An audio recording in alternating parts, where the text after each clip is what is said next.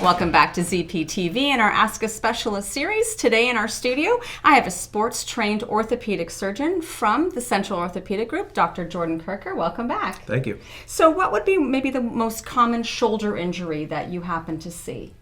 So the most common shoulder injury I see is rotator cuff injuries. Okay. Well, rotator cuff, what is the function of the rotator cuff? Perhaps you could show me. Sure. So the rotator cuff consists of 4 muscles, and typically they're responsible for elevating our arm, using our arm in overhead activities, and reaching behind our back. Primarily the main function of the shoulder comes from the rotator cuff. So what would be some of the symptoms that you might see or treat of the rotator cuff?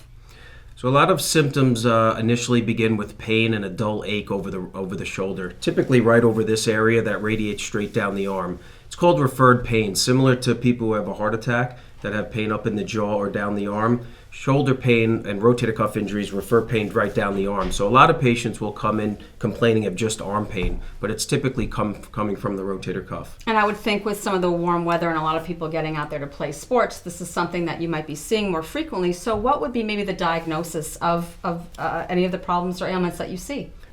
A lot of patients come in complaining of pain over the shoulder, and typically they have pain with overhead activities or reaching behind their back. Things such as throwing a baseball, combing their hair, or even simply lifting a carton of milk out of the refrigerator. Typically they come in and they have weakness as well and difficulty sleeping at night. The primary way that we diagnose this is both on physical exam as well as diagnostic testing. On physical exam, patients often have a difficult time lifting their arm, and oftentimes they're weak when we test certain muscles of the rotator cuff.